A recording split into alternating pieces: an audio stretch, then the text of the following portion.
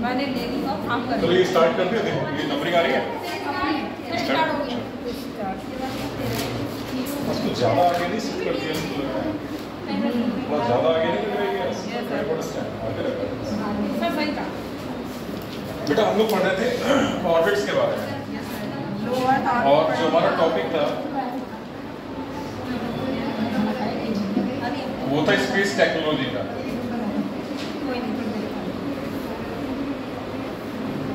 Space tech का topic था। हम लोग बात कर रहे थे ऑर्बिट्स के बारे में, यानी कक्षाएं। बेटा बातें नहीं है, ठीक है, बातें बिल्कुल नहीं। तो ऑर्बिट्स होती क्या है, कल हम लोगों ने देखा था। तो कोई जरा एक लोग मुझे बताओ कि ऑर्बिट होती क्या है, किसे कहोगे ऑर्बिट? हाँ बताओ। हाँ, डेफिनेट पाथ होता है जिसमें क्या करती है, सैटेलाइट्स रिवॉल्व करती है किसी ऑब्जेक्ट के चारों, ठीक है। तो इतना तो पता है। तो हमने ये देखा था टाइप्स के बारे में, अगर एक बात करें इसकी, तो कुछ टाइप्स लिखे थे कल। जैसे पहला टाइप था LEO, लियो, मियो,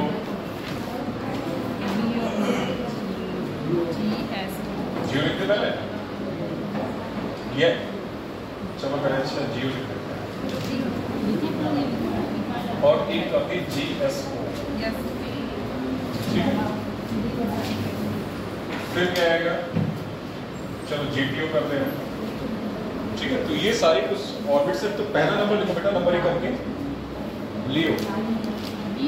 हाँ, और उससे एक थोड़ी सी एक बात और ध्यान रखो, एक मिनट यहाँ ध्यान दो बेटा, जरा यहाँ डायग्राम बनाते हैं।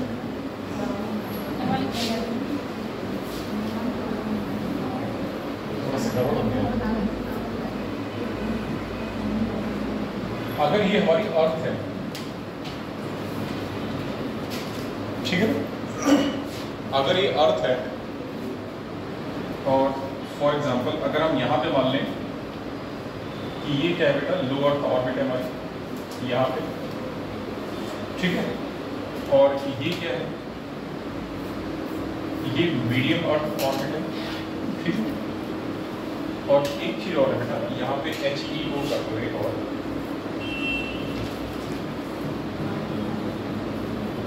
HEO, ठीक है। और ये है हमारी HEO, ये GEO, ठीक है। तो ये वाला जो है हमारा, ये केवल इतना सा कवरेज देगा अर्थ के लिए। इसकी कवरेज रेंज ज्यादा होगी, जरा यहाँ ध्यान, ठीक है। और लास्ट वाला जो है हमारा HEO, ये कुछ इस तरीके से आएगा, ठीक है। जरा पहले समझना कि ये है क्या, फिर बात करते हैं। ये क्या बेटा हमारी, ये है लो अर्थ ऑर्बिट, ठीक है। ये लो अर्थ ऑर्बिट है, यानी ये लियो। ये मीडियम अर्थ ऑर्बिट है हमारी,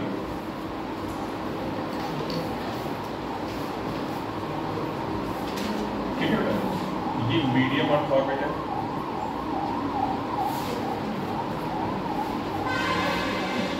और ये क्या है, जियोपर्पस।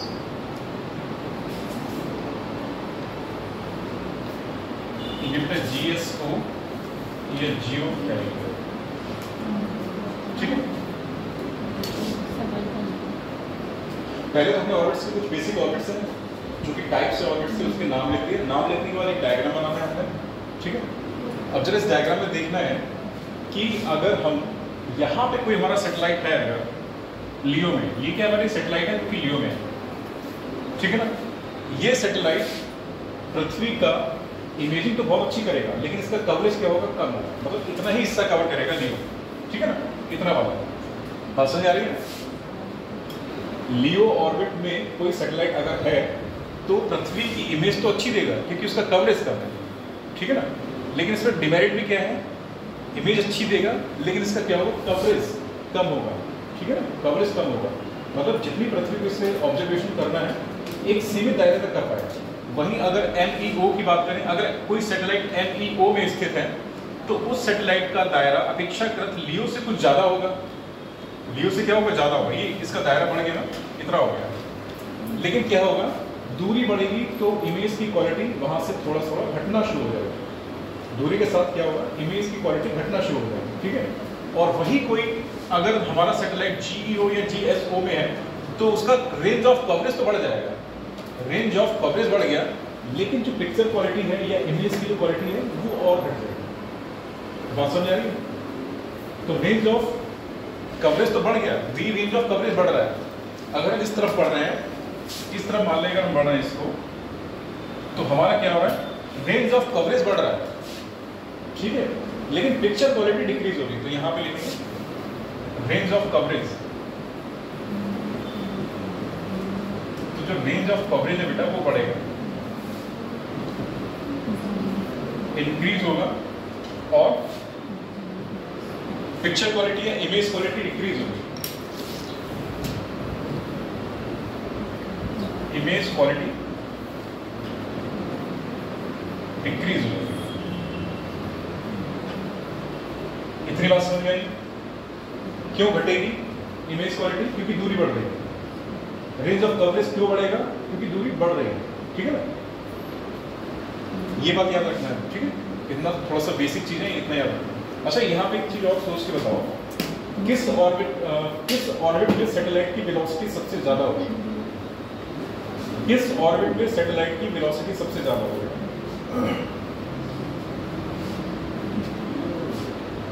किस ऑर्बिट में सैटेलाइट की वेलोसिटी ज्यादा होगी? हमेशा याद रखना, जहां पे गुरुत्वाकर्षण बल ज्यादा काम करेगा। और गुरुत्वाकर्षण बल ज्यादा काम कहां करेगा? जो ऑर्बिट पृथ्वी के नजदीक हो, जो ऑर्बिट पृथ्वी के नजदीक होगी वहां पे गुरुत्वाकर्षण बल ज्यादा काम करेगा। तो ग्रेविटी ज्यादा कहां पे होगी? लियो पे ज्यादा होगी। तो सैटेलाइट की गति कहां ज्यादा देनी है हमें? लियो में ज्यादा देनी है, ताकि वो ज्यादा तेजी से घूम सके। अगर वो कम तेजी से घूमेगा तो पृथ्वी पे गिर जाएगा। हमें उसको इतना तेजी से घुमाना है कि ग्रेविटेशनल फोर्स का परिणामी बल, जिसे हम सेंट्रीफ्यूगल फोर्स कहते हैं, वो जनरेट हो जाए वहां पे, ठीक है ना, जो कि उसको प्रॉपर एक ऑर्बिट में गति करने के लिए एक दिशा प्रोवाइड करा सके, ठीक है। तो ऑर्बिट की सबसे ज्यादा गति कहां पे होगी? लियो में होगी। सॉरी, सैटेलाइट की सबसे ज्यादा गति कौन सी ऑर्बिट में होगी? लियो में होगी। फिर उसके बाद इसमें कम होगी अपेक्षाकृत मियो में, और फिर इस पर घटती जाएगी। तो इसका एक सीक्वेंस है बेटा, थोड़ा सा लिख लो। इतना बनाने के बाद लिखो, इतना बनाओगे, बना लीजिए। बन गया? सबका बन गया? ये सबका नहीं बना। बनाओ।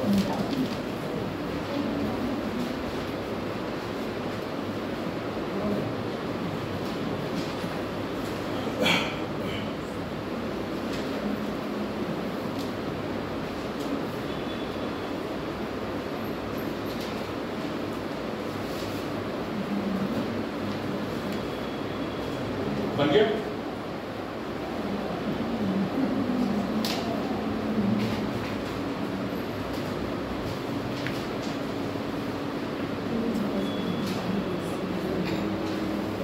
बेटा यहां से थोड़ा ये मिटा रहा हूं बेटा, कितना पोर्शन निकाला बेटा?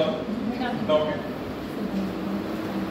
देखो बेटा, हमें सिर्फ ये पता करना है कि किस ऑर्बिट में सैटेलाइट की जो वेलोसिटी है वो ज्यादा है, ठीक है। तो अगर हम बात करें, इनको कंपेयर करें, GEO चारों HEO से कंपेयर करते हैं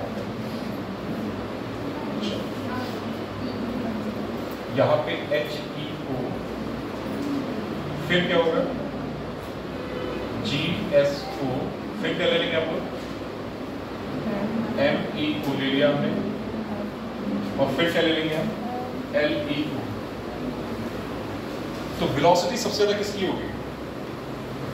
वेलोसिटी सबसे ज्यादा लियो की होगी, उससे कम किसकी होगी? मियो की होगी, उससे कम किसकी होगी? HEO की होगी, ठीक है।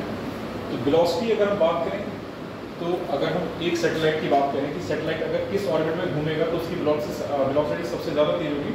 तो अगर कोई सैटेलाइट लियो में है, मतलब लो अर्थ ऑर्बिट में है, तो उसकी गति जो है ज्यादा तेज होगी। क्यों?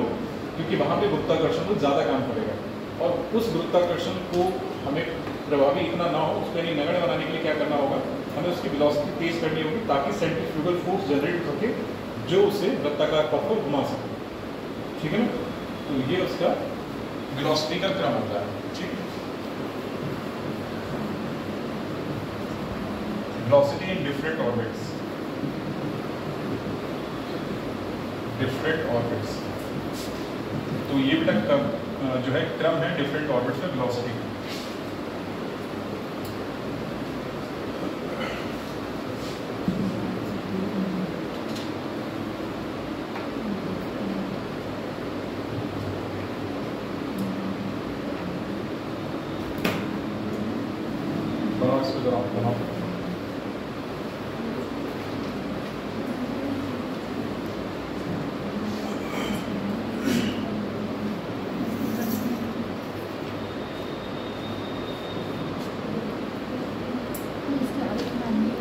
बन गया बेटा, इतना बन गया, ठीक है। अब नंबर एक डालो लियो, नंबर एक डालो लियो, ये बात लोअर या लो अर्थ ऑर्बिट, निम्न भू कक्षा, हिंदी में क्या बोलेंगे इसको, निम्न भू कक्षा।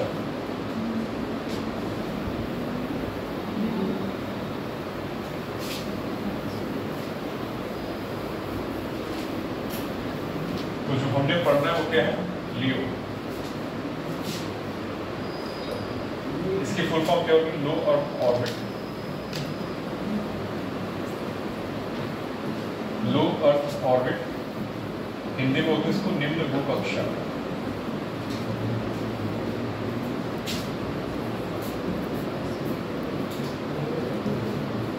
ठीक है, निम्न भू कक्षा। इसकी रेंज क्या होगी, ये पृथ्वी के लगभग 200 किलोमीटर ऊंचाई से लेकर 2000 किलोमीटर ऊंचाई तक होती है। कहाँ से स्टार्ट हो जाती है, 200 किलोमीटर की ऊंचाई से लगभग 2000 किलोमीटर की ऊंचाई तक स्थित होती है। तो ये इसकी सिचुएशन यानी पोजीशन क्या होती है इसकी, 200 किलोमीटर ऊंचाई से 2000 किलोमीटर ऊंचाई तक।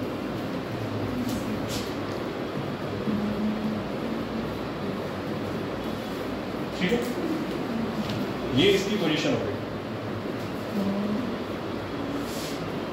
अगला पॉइंट पे अधिकतर सैटेलाइट किसमें स्थापित की जाती है, लियो में स्थापित की जाती है। अधिकतर सैटेलाइट किसमें स्थापित की जाएंगे, लियो। दूसरा क्या हो गया, जो मेजॉरिटी ऑफ सैटेलाइट्स होते हैं वो यहीं पे होते हैं, मेजॉरिटी ऑफ सैटेलाइट्स।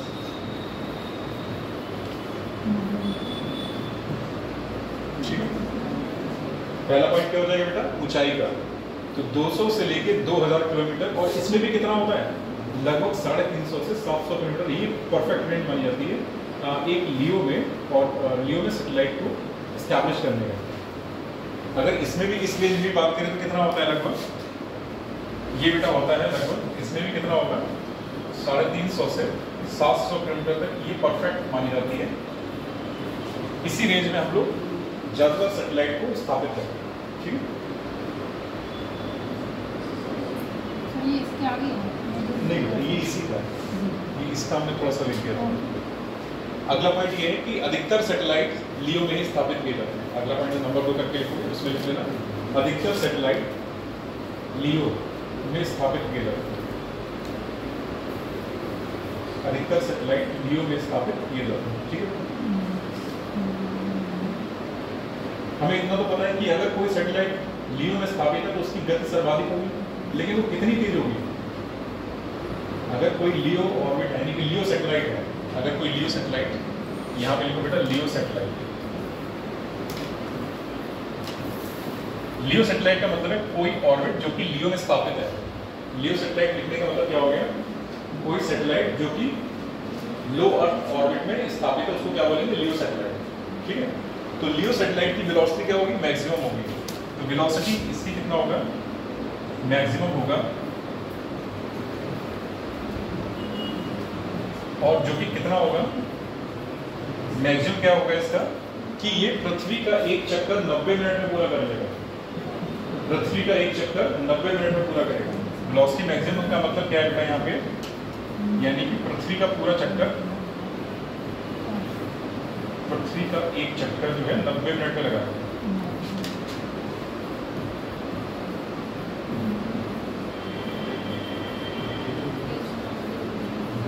90 मिनट में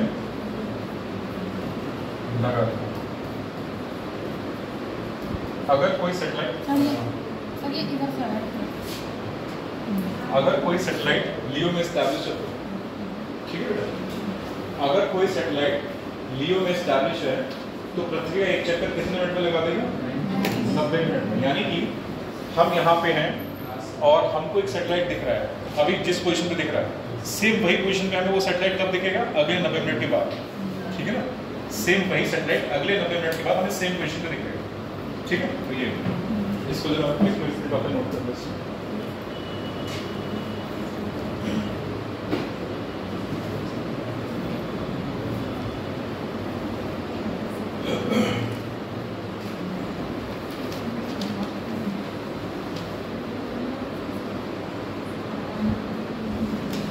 इतना लिखने के बाद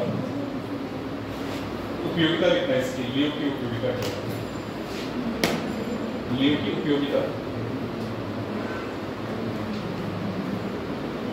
इतना लिखने के बाद छोटा सेटिंग बनाओ, लियो की उपयोगिता, यानी कि जो हमारी लो अर्थ ऑर्बिट है इसका उपयोगिता क्या क्या हो जाएगी? तो उपयोगिता में लिख लेना बेटा, इसकी उपयोगिता में लिखो।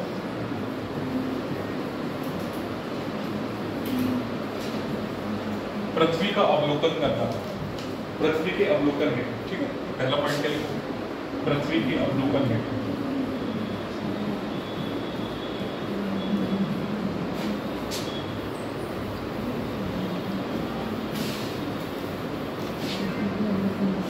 पृथ्वी के अवलोकन है।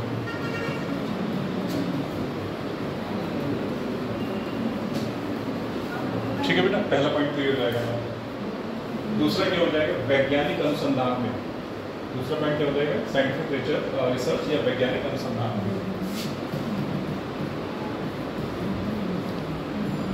वैज्ञानिक अनुसंधान में।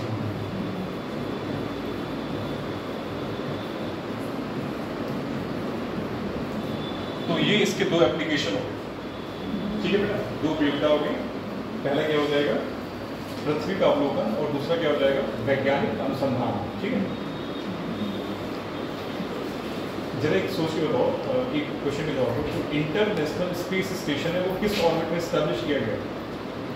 इंटरनेशनल स्पेस स्टेशन, अंतरराष्ट्रीय अंतरिक्ष केंद्र, कहाँ पे है? लियो में है, मियो में है, जियो में है, या HEO में है?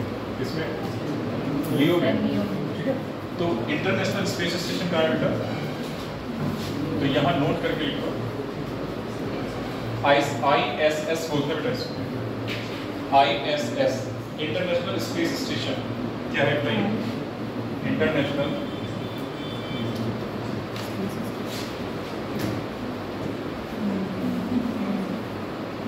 स्पेस स्टेशन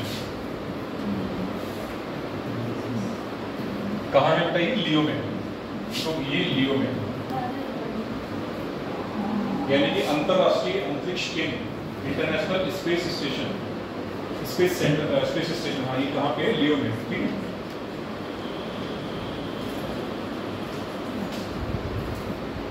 इस वक्त से अगला ही है, एक है गगनयान मिशन। गगनयान मिशन, ये भी बेटा कहाँ है? लियो में। इसको भी लियो में एस्टैब्लिश किया, गगनयान मिशन, ये भी किसमें? लियो में, ठीक है?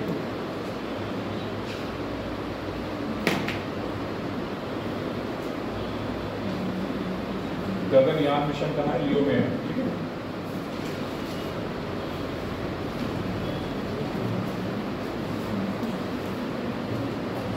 उपयोगिता के बाद अगला हेडिंग लिखोगे, लियो के तहत ही आएगा चुनौतियां। उपयोगिता के बाद अगला हेडिंग चुनौतियां।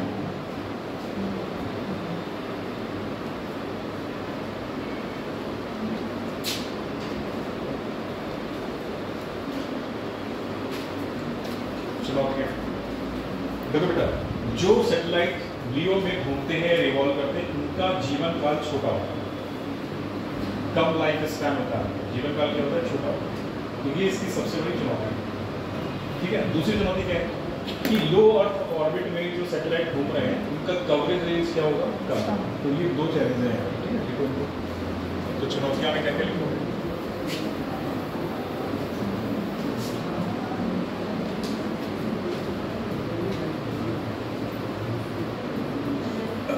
यहाँ पे नंबर 1 करके लिखो बेटा। तो पहला लिख दो लियो सैटेलाइट। लियो सैटेलाइट का मतलब क्या है? जो सैटेलाइट लो अर्थ ऑर्बिट में होते हैं वो। लियो सैटेलाइट्स का जीवन काल छोटा होता है, जीवन काल छोटा होता है। तो मैंने नोट्स प्रॉपर तरीके से बनाया, मैं लिखवाया सही तरीके से, साफ स्वच्छ, ठीक है बेटा, बनाए।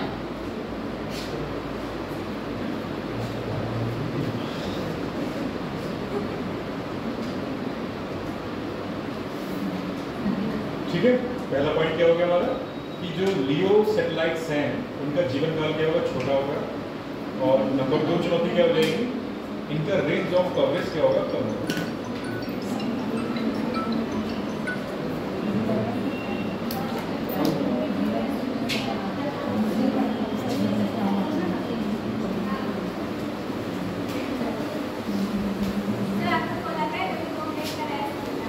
Thank you. कॉल करने के लिए बेटा 1 मिनट का टाइम दे देना।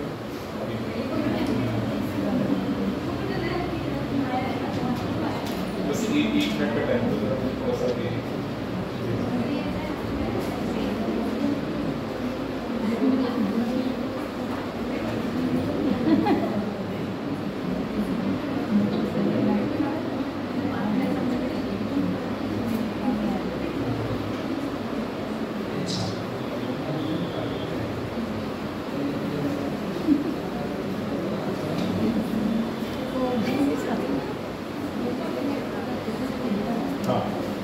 तो हम लोग इसकी चुनौतियों के बारे में देख रहे थे बेटा।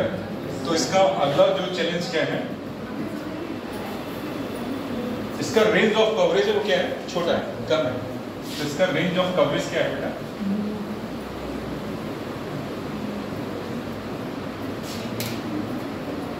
वो क्या है? कम, छोटा है, छोटा या कम, जो लेना चाहिए। रेंज ऑफ कवरेज क्या है? छोटा या कम, ठीक है। और इसका एक तीसरा चैलेंज क्या है? ये स्पेस डेब्रिस फैलाता है। स्पेस डेब्रिस का मतलब अंतरिक्ष में जो कचरा होता है उसको स्पेस डेब्रिस बोलते हैं, यानी अंतरिक्ष कचरा।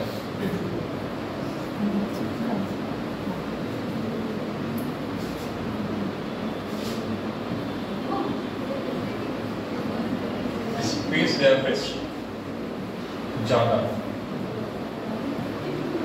ठीक है बेटा। स्पेस डेब्रिस क्या होगा? ज्यादा होगा इसमें, यानी अंतरिक्ष में कचरा क्या फैलाएगा? ज्यादा करेगा, ठीक है। तो इसकी चुनौतियां क्या है? 3 है। पहला क्या हो जाएगा? लियो सैटेलाइट का जीवन काल कम होता है। दूसरी चुनौती क्या है? रेंज ऑफ कवरेज छोटी है। और तीसरा क्या है? स्पेस डेब्रिस ज्यादा होता है इसमें। अब जरा स्पेस डेब्रिस क्यों ज्यादा होगा जरा इसको समझो। देखो बेटा, जो लियो है वो पृथ्वी के क्या है? नजदीक। लो अर्थ ऑर्बिट क्या होगा? पृथ्वी के नजदीक होगा। और मेजॉरिटी ऑफ सैटेलाइट इसमें स्थापित करेंगे हम, लियो में स्थापित करेंगे। और जाहिर सी बात है जो सैटेलाइट हमने छोड़ दिया, जो सैटेलाइट हमने छोड़ दिया उसको वापस तो लेना नहीं है, ठीक है। वो वहीं पे रहेगा पूरा अपने जीवन काल तक, जब तक वो रहेगा। उसके बाद जब वो नॉन फंक्शनल हो जाएगा, मतलब उसका काम खत्म हो जाएगा, तब भी क्या होगा? वो उसी ऑर्बिट में प्रॉपर तरीके से रिवॉल्व करता रहेगा। वो डेब्रिस हो गया। हाँ बेटा, वो क्या हो गया? एक तरीके से कचरे हो गया। जब उसका काम खत्म हो गया तो वो क्या हो गया? कचरा बन गया। क्योंकि अंतरिक्ष में पाया जाता है तो अंतरिक्ष कचरा बोलते हैं हम उसको। अब जाहिर सी बात है हम फिर दोबारा सैटेलाइट छोड़ेंगे, वो भी कहाँ जाएगा? लियो में जाएगा। तो इस तरीके से उन सैटेलाइट का भी काम खत्म होता जाएगा, तो वो भी काम खत्म होने के बाद लियो में घूमते रहेंगे। तो इस तरीके से क्या होगा? स्पेस डेब्रिस बढ़ता जाएगा, अंतरिक्ष कचरा बढ़ता जाएगा, ठीक है। तो ये सबसे बड़ी समस्या लियो है। इतना लिखने के बाद जो हमारी अगली ऑर्बिट है वो है MEO, MEO। अगली ऑर्बिट का नाम क्या है? मीडियम अर्थ ऑर्बिट, मध्य भू कक्षा। मीडियम अर्थ ऑर्बिट या मध्य भू कक्षा बोलेंगे इसे।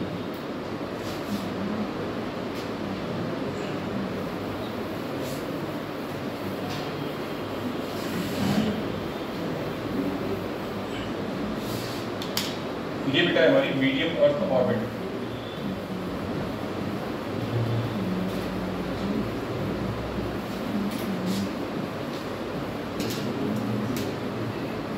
मध्य भू कक्षा,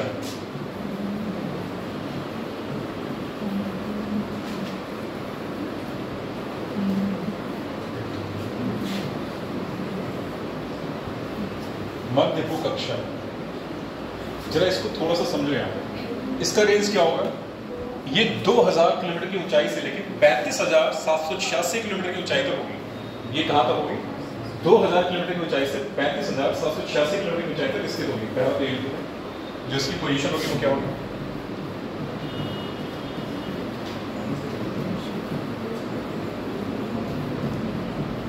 किलोमीटर की ऊंचाई से 35,786 किलोमीटर की ऊंचाई।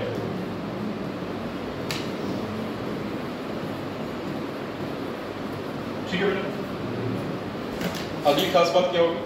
इसका रेंज ऑफ कवरेज रियो की तुलना में बढ़ जाएगा।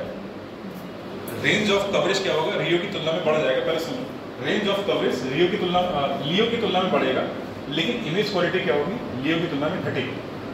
ठीक है। दूसरा पॉइंट क्या होगा? लियो में हम किसी सैटेलाइट को स्थापित करने के लिए कम पावर देते हैं क्योंकि वो नजदीक है, तो वहां पे क्या है? पावर सेविंग है।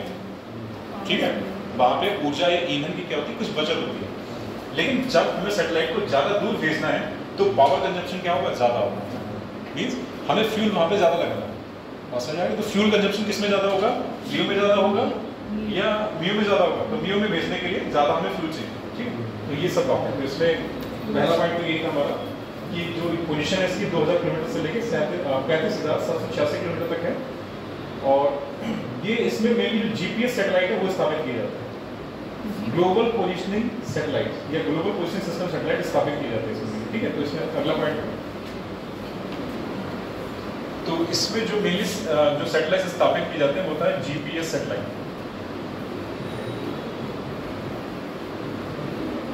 जीपीएस सैटेलाइट्स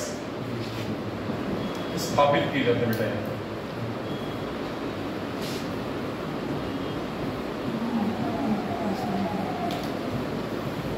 ठीक है, जीपीएस का फुल फॉर्म क्या है? Global positioning system. जीपीएस का फुल फॉर्म क्या हो जाएगा बेटा? Global positioning system. ठीक है, और इसमें जो सैटेलाइट स्थापित किया जा रहा है उनका पर्पस क्या है? संचार, कम्युनिकेशन पर्पस के लिए सैटेलाइट स्थापित किया जाता है। इसका पर्पस क्या है स्थापित करने का? तो पर्पस क्या हो जाएगा? संचार के लिए। संचार यानी इंग्लिश में इसको कम्युनिकेशन के लिए।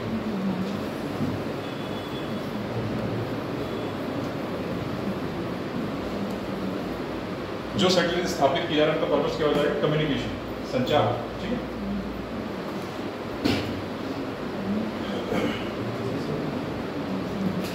इसकी चुनौतियों में क्या हो जाएगा?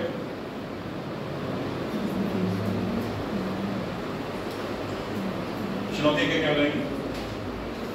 देखो बेटा, कवरेज तो बड़ा है लेकिन फिर भी अपेक्षाकृत इसका कवरेज क्या है? अभी भी पूरी पृथ्वी को कवर नहीं कर रहा है। कवरेज बड़ा है, लियो की तुलना में इसका कवरेज जो है बड़ा है, लेकिन अभी भी पूरी पृथ्वी को एक साथ कवर नहीं कर रहा है। ठीक है ना, तो अभी भी क्या दे रहा है? लिमिटेड कवरेज ही दे रहा है। तो पहली चुनौती क्या हो जाएगी? Limited coverage.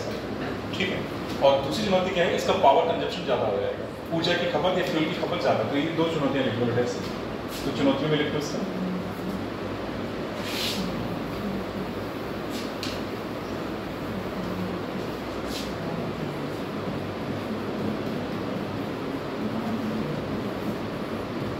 पहला क्या है? लिमिटेड कवरेज हो जाएगा। लिमिटेड कवरेज किसका बेटा? अर्थ का।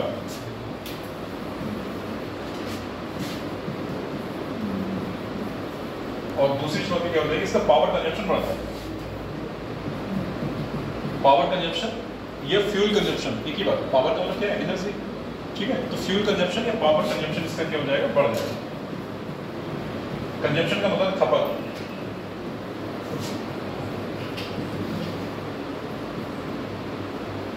पावर कंजप्शन या ऐसे लिखो ऊर्जा की खपत। ऊर्जा की ईंधन को बोलते हैं, ईंधन की खपत।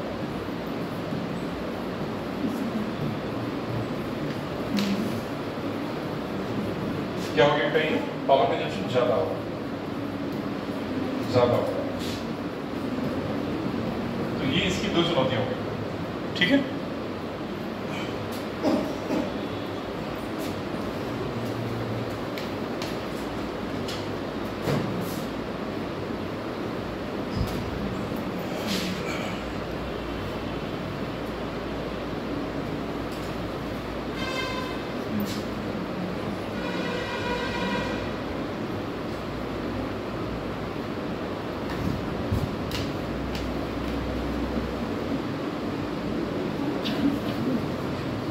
अगला जो ऑर्बिट है हमारी उसका नाम है जियो स्टेशनरी ऑर्बिट या जियो इक्वेटोरियल ऑर्बिट। अगली ऑर्बिट का नाम क्या हो जाएगा? जियो, ये वाला जाएगा। तो अगली ऑर्बिट का नाम क्या है? जियो। जियो में भी दो पार्ट है बेटा, दो तरीके की हैं ये।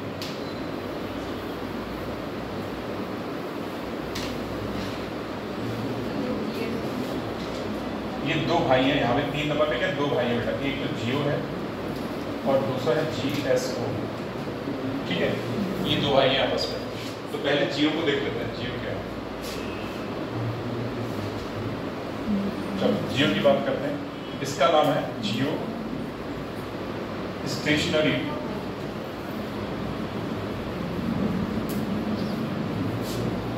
ऑर्बिट या जियो इक्वेटोरियल ऑर्बिट।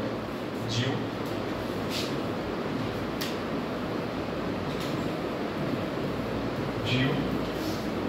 इक्वेटोरियल ऑर्बिट, और इसी को शॉर्ट फॉर्म में कहते हैं जियो। जियो का पूरा नाम क्या है? जियो स्टेशनरी ऑर्बिट या जियो इक्वेटोरियल ऑर्बिट।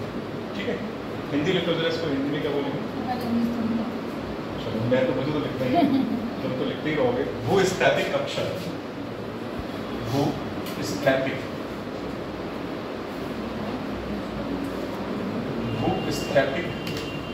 कक्षा, हिंदी नाम हो गया इसका। ठीक है, जरा इस लाइन का मतलब समझो ना, क्या होता है जियो स्टेशनरी। स्टेशनरी का मतलब है स्थिर, अपनी जगह पे स्थिर होना। क्या कोई सैटेलाइट अपनी जगह पे स्थिर हो सकता है? नहीं हो सकता, लेकिन फिर भी हम इसको स्थिर क्यों कह रहे हैं या स्थैतिक क्यों कह रहे हैं? कोई बताओ जरा इसको। स्टेशनरी का मतलब क्या हुआ? स्थिर, या स्थैतिक मतलब रुका हुआ। रुका, इसका मतलब ये नहीं रुका हुआ, रुका हुआ सा प्रतीत होना। इसका एक्चुअल मीनिंग क्या है? रुका हुआ सा प्रतीत होना। इसलिए इसको बोले जियो स्टेशनरी। रुका नहीं है, रुका हुआ सा प्रतीत हो रहा है। वो कैसे हो रहा है? कोई रीजन बताएगा? देखो यहाँ पे एक छोटा सा डायग्राम बनाते हैं।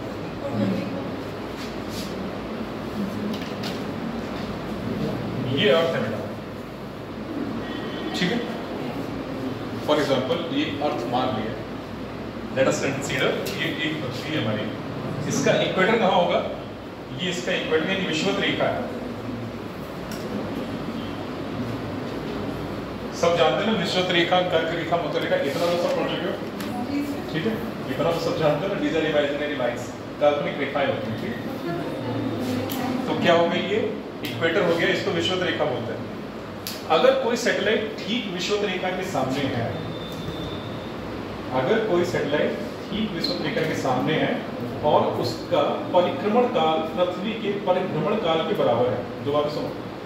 अगर कोई सैटेलाइट ठीक इक्वेटर के सामने स्थित है और उस सैटेलाइट का परिक्रमण यानी पृथ्वी की चारों ओर परिक्रमा करने में लगा समय, परिक्रमण काल पृथ्वी के परिभ्रमण काल यानी पृथ्वी जितनी समय में अपने अक्ष पर घूमेगी वो परिभ्रमण काल, ठीक है। तो किसी सैटेलाइट का परिक्रमण काल यदि पृथ्वी के परिभ्रमण काल के बराबर होगा तो वो सैटेलाइट क्या कहलाएगा? जियो स्टेशनरी सैटेलाइट। दो कंडीशन है, पहला इक्वेटर पर स्थित है, दूसरा क्या है? उसका परिक्रमण काल पृथ्वी के परिभ्रमण काल के बराबर, तो वही सैटेलाइट क्या कहलाएगा? जियो स्टेशनरी सैटेलाइट। और ऐसा सैटेलाइट हमें ऐसा प्रतीत होगा कि वो लगातार हमारी आंख के सामने है, क्योंकि जितनी देरी से पृथ्वी रिवॉल्व करे, पृथ्वी जो है अपनी एक्सिस पर रोटेट करेगी और उतनी ही तेजी से वो सैटेलाइट उस पृथ्वी के चारों रिवॉल्व करेगा। तो इसीलिए हमें ऐसा लगेगा कि वो सैटेलाइट क्या है? स्थिर है अपनी पोजीशन पर। हमने फिर कहा कि स्थिर लगेगा, वास्तव में क्या स्थिर नहीं, ठीक है। ये मतलब हो गया इससे, ठीक है। चलो इसको जियो स्टेशनरी ऑर्बिट या जियो इक्वेटोरियल ऑर्बिट। और ये सैटेलाइट कहाँ होगा हमारा? लगभग यहाँ कहीं पे होगा। ये मैंने यहाँ कहीं बना दिया। अगर ये एक इसके सामने कहीं यहाँ पे दिखा हुआ इस तरीके से रिवॉल्व कर रहा है, ये क्या है? इसकी ऑर्बिट हो गई। तो सैटेलाइट कहाँ होगा बेटा हमारा? अगर हमने इसका यहाँ बना दिया तो ये सैटेलाइट होगा, सैटेलाइट। और यही सैटेलाइट क्या है बेटा? जियो स्टेशनरी सैटेलाइट, ठीक है ना। तो इसकी कंडीशन क्या है? इसमें लिख लो पहले, जो सैटेलाइट का रिवॉल्विंग टाइम है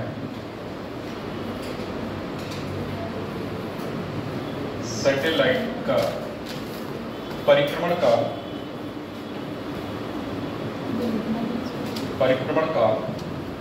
किसके बराबर होगा? पृथ्वी के परिभ्रमण काल के। पृथ्वी के परिभ्रमण काल के बराबर होगा।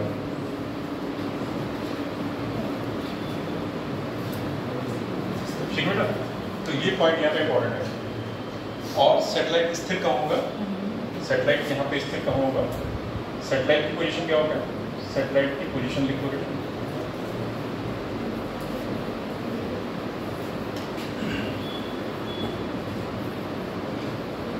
कहाँ होगी बेटा? इक्वेटर के ठीक सामने, यानी विषुवत रेखा के ठीक सामने।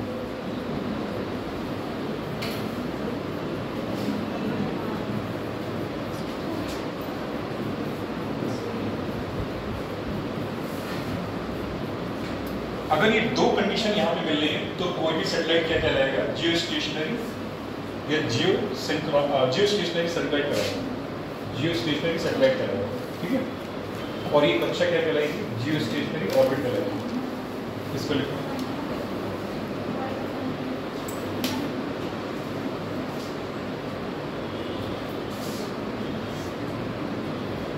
ये सैटेलाइट का परिक्रमा काल यानी कि रिवॉल्यूशन टाइम।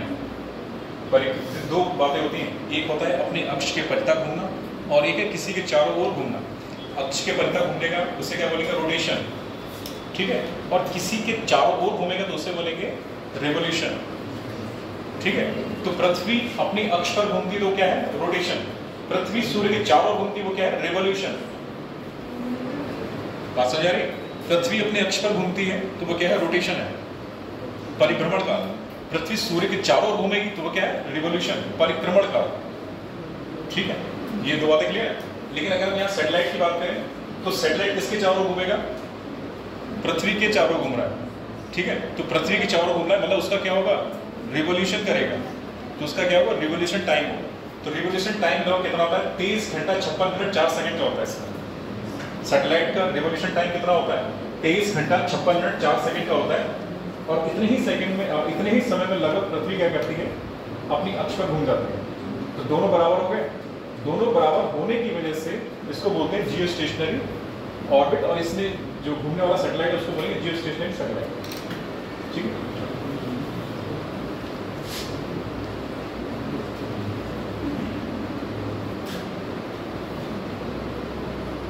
अच्छा जो ऑर्बिट है ना, ये कितनी ऊंचाई पर मिलेगी ये भी तो देख लो। जो ऑर्बिट है हमारी ये कितनी ऊंचाई पर मिलेगी, तो इस ऑर्बिट की पोजीशन क्या हो जाएगी बेटा? पोजीशन क्या होगी?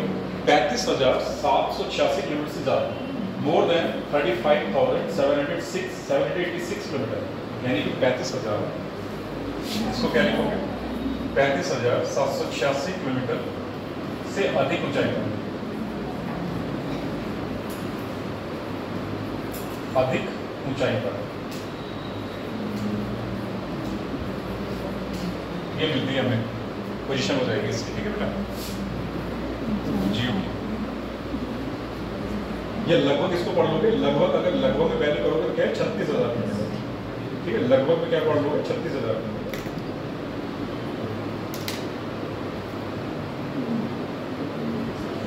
इसका उपयोग क्या हो जाएगा? अगला पॉइंट उपयोग बना के लिखो। उपयोग टेलीविजन ब्रॉडकास्टिंग, जो भी हम टीवी देख पाते हैं ना, तो टीवी देखने के लिए सैटेलाइट स्थापित किए जाते हैं। किसमें स्थापित किए जाते हैं? जियो में। ठीक है, टेलीविजन ब्रॉडकास्टिंग। टेलीविजन ब्रॉडकास्टिंग यानी प्रसारण करना, एक तरीके से क्या बोलेंगे उसको हिंदी में? दूर संचार का प्रसारण, ऐसे भी बोलते हैं। फिलहाल टेलीविजन ब्रॉडकास्टिंग लिखो। उपयोग क्या हो जाएगा इसका? यहाँ पे लिखा है।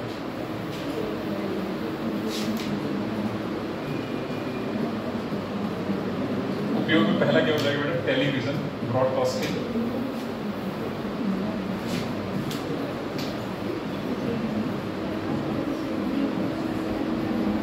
ब्रॉडकास्टिंग का मतलब प्रसारण करना।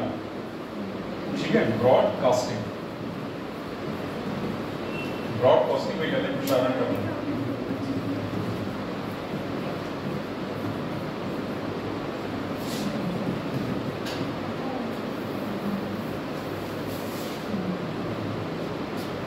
अगला इसमें लो कम्युनिकेशन यानी संचार, ये इसकी उपयोगिता है।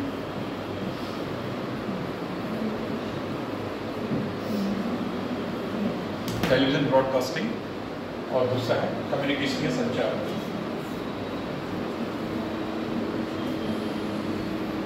टीवी क्या है? टीवी को टेलीविजन बोलते हैं। टीवी की फुल फॉर्म क्या है? टेलीविजन। और ब्रॉडकास्टिंग का मतलब प्रसारण, जो भी चित्र देख पाते हैं टीवी पे या जो भी कुछ आ रहा है वो सब यही तो होता है, टेलीविजन ब्रॉडकास्टिंग ही कहलाता है, ठीक है।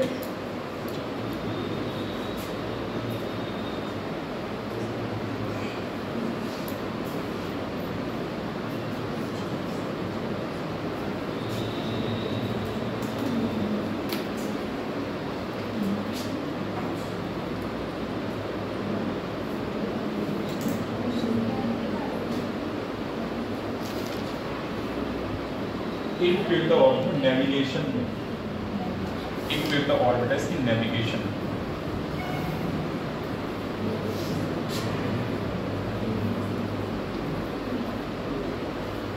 नेविगेट करना भी होता है, एक तरीके से संचार करना ही होता है नेविगेशन। नेविगेशन नेविगेशन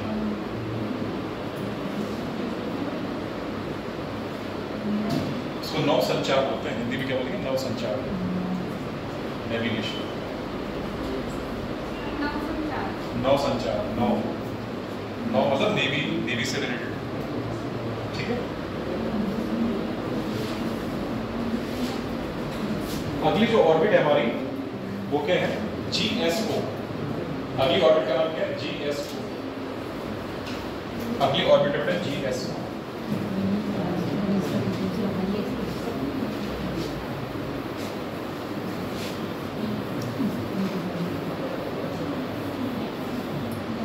अगली ऑर्बिट का नाम है GSO, ये वाला।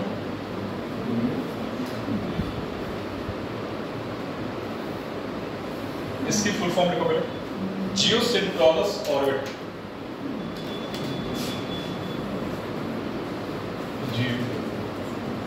जियोसिंक्रोनस,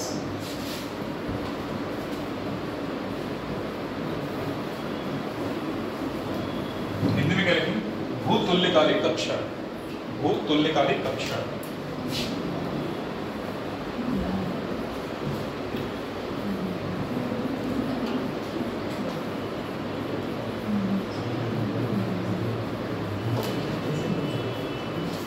भूतुल्यकालिक कक्षा हिंदी में लिखते हैं।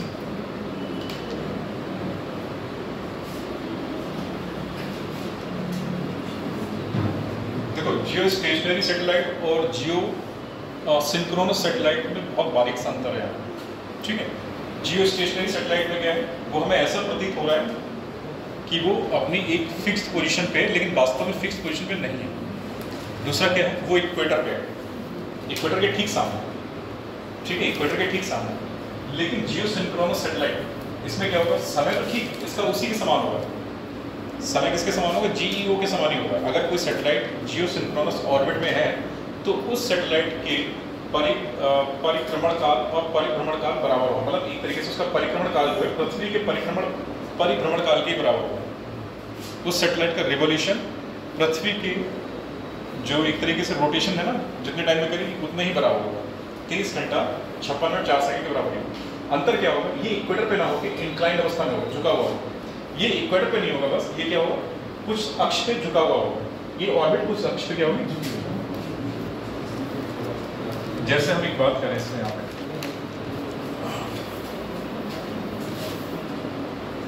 फॉर एग्जाम्पल ये हमने बना ली एक अर्थ, ये अर्थ बना, ठीक है।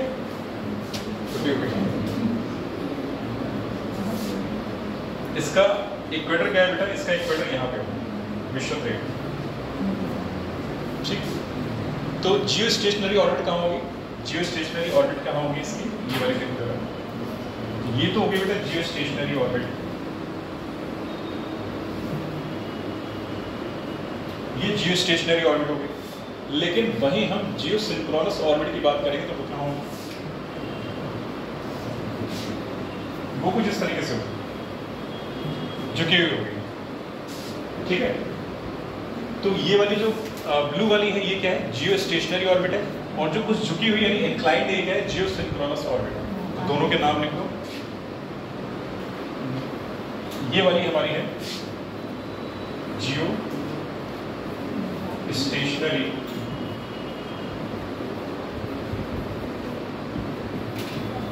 ऑर्बिट, और रेड वाली क्या है हमारी, ये है जियो सिंक्रोनस ऑर्बिट।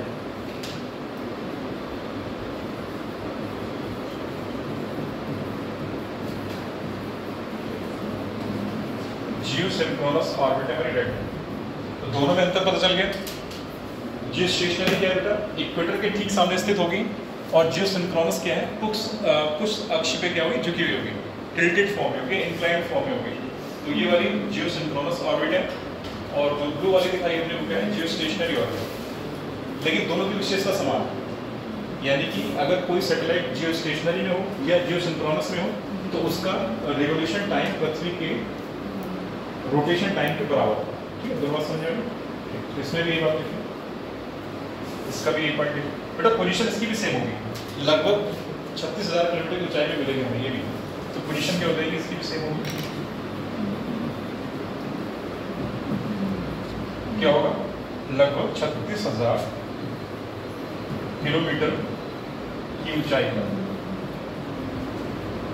मिलती है हमें ये जियो सिंक्रोनस ऑर्बिट। ठीक है, इसमें भी क्या होगा, अगर कोई सैटेलाइट है तो सैटेलाइट का परिक्रमण काल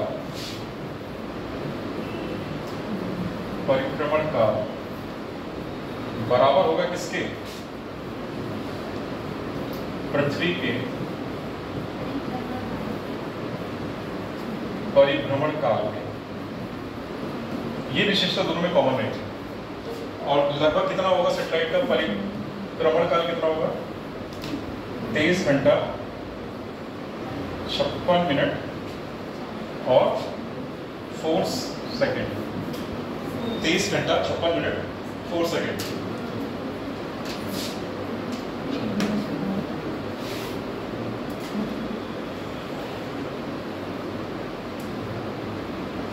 तो जियो स्टेशनरी और जियो सिंक्रोनस सैटेलाइट का अंतर क्या है, बस झुकाव का अंतर है। जियो स्टेशनरी कहाँ है, इक्वेटर के ठीक सामने है, और जियो सिंक्रोनस कहाँ है, वो ठीक सामने ना होकर झुकी हुई अवस्था में, मतलब एक पर्टिकुलर एंगल पे है।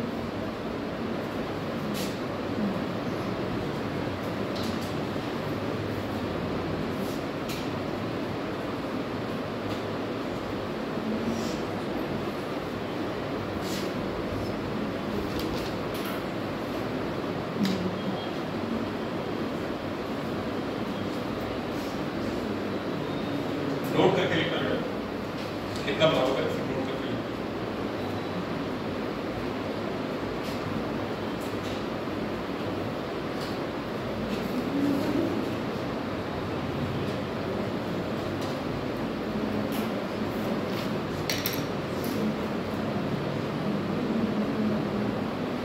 हो गया, नोट करके लिखना।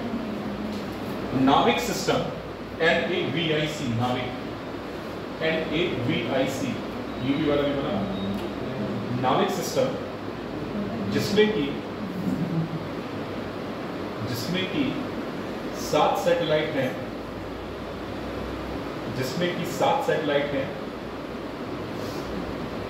जिनमें से 3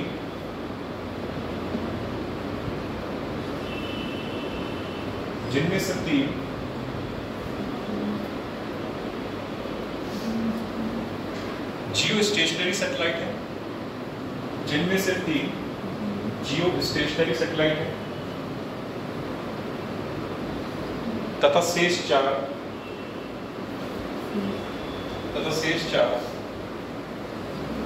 जियो सिंक्रोनस सैटेलाइट है, तथा शेष 4 जियो सिंक्रोनस सैटेलाइट है।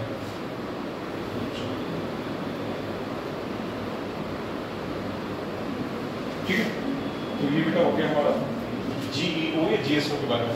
तो पहले इसमें क्या पढ़ेंगे हम लोग, HEO पहले पढ़ लेते हैं, फिर GEO पढ़ते हैं।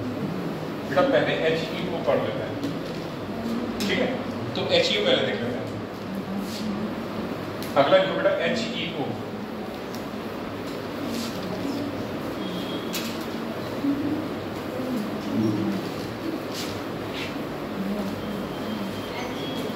ये वाला है HEO,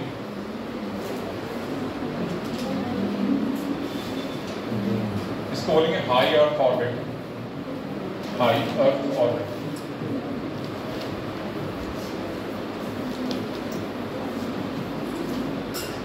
हाई अर्थ ऑर्बिट, इसको बोलेंगे हाई अर्थ ऑर्बिट। इसकी पोजीशन क्या हो जाएगी? 36,000 किलोमीटर से अधिक ऊंचाई पर। कहाँ मिलेगी हमें? पोजीशन क्या हो जाएगी? 36,000 किलोमीटर से अधिक ऊंचाई पर।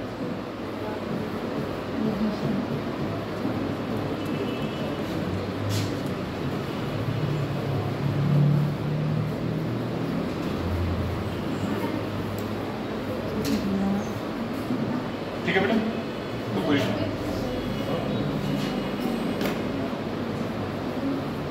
तो इसकी पोजीशन क्या बेटा? 36,000 किलोमीटर से अधिक ऊंचाई पर।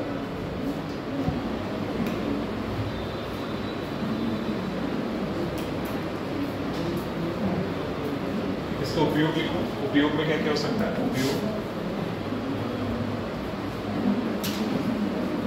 देखो बेटा, यहाँ पे एस्ट्रोनॉमिकल सैटेलाइट स्थापित किए जाते हैं।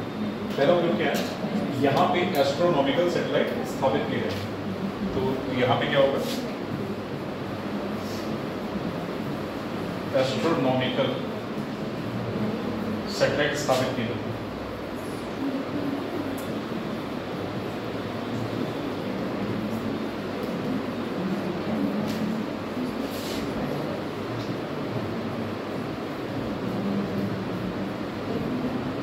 ये पहला। दूसरा क्या है? इंटरप्लेनेटरी मिशन भेजने में भी HEO का इस्तेमाल। इंटरप्लेनेटरी मिशन क्या है? जैसे पृथ्वी से हमने कोई अपना सैटेलाइट भेजा, चंद्रमा पे भेज दिया, उपग्रह पे भेज दिया, या कोई अपना सैटेलाइट भेजा तो मंगल ग्रह पे भेज दिया, या कोई सैटेलाइट भेजा चंद्रयान शुक्र पे भेज दिया। ठीक है, तो ये क्या कहलाता है? Interplanetary mission. तो HEO का जो इस्तेमाल होगा वो क्या होगा? इंटरप्लेनेटरी मिशन में होगा। अगला इंटरप्लेनेटरी मिशन।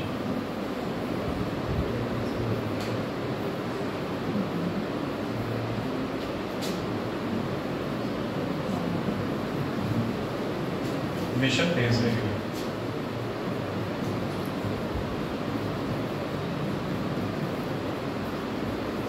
HEO का इस्तेमाल होता है इंटरप्लेनेटरी मिशन भेजने के लिए। और इंटरप्लेनेटरी मिशन क्या क्या हो जाएंगे? एग्जाम्पल लेकर चाहें, मंगल मिशन, मंगल मिशन, मंगल और चंद्रयान और शुक्रयान, मिशन मंगल और चंद्रयान और शुक्रयान। तो ये इंटरप्लेनेटरी मिशन है।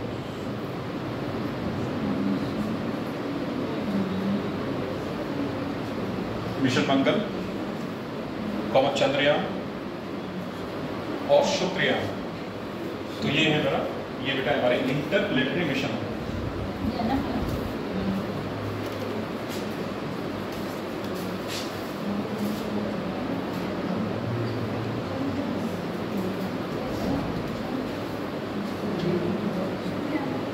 अब ये एडिट बेटा GTO, हमारा जो GTO था ना, GTO पढ़ रहे थे हम लोग,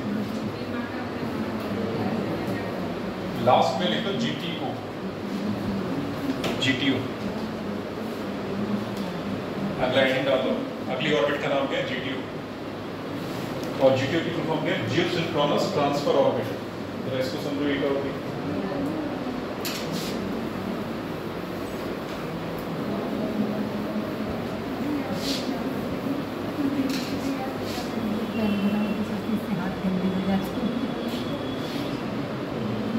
GTO की फुल फॉर्म क्या बेटा? जियो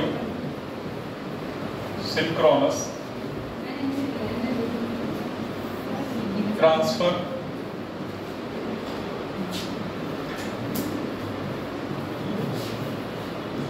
ऑर्बिट, यही कहलाती है GTO, जियो सिंक्रोनस ट्रांसफर ऑर्बिट।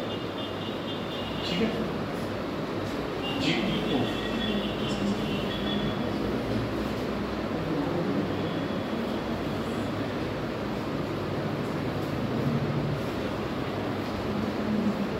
पहले इसकी विशेषता लिख लो, फिर इसको समझाते हैं। ये क्या होता है? टेम्परेरी पार्किंग स्पॉट कहलाता है।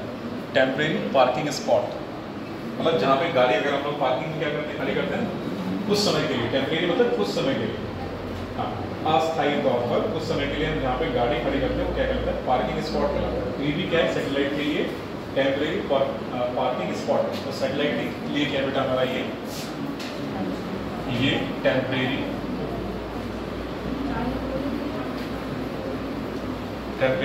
Parking spot. किसके लिए, सैटेलाइट के लिए, फॉर सैटेलाइट,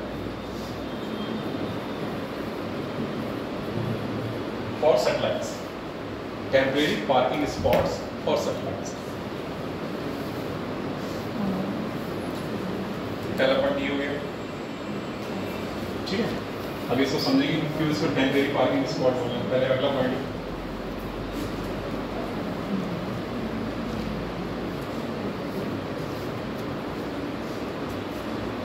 अगला पॉइंट इसी में टेम्परेरी पार्किंग स्पॉट है, लेकिन क्या करेगा, ये सैटेलाइट को ट्रांसफर करेगा किसमें, GEO में या HEO में, ठीक है। यूज्ड फॉर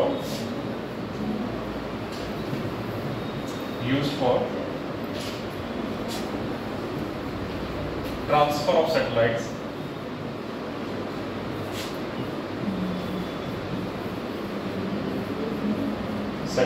into GEO या HEO में, ठीक है बेटा। तो सैटेलाइट का ट्रांसफर कहाँ करेगा, ये GEO में कर दे या HEO में कर दे, ठीक है। तो इसीलिए इसको क्या बोलेंगे, temporary parking spot for satellite.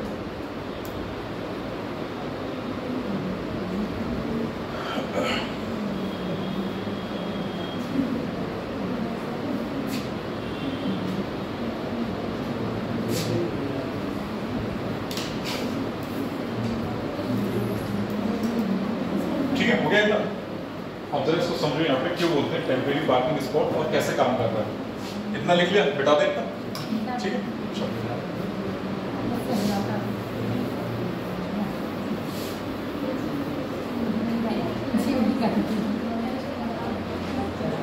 ये हमारी क्या है, अर्थ, ये हमारी पृथ्वी, ठीक है। और हमने बनानी है यहाँ पे GTO, रेड से लिखा,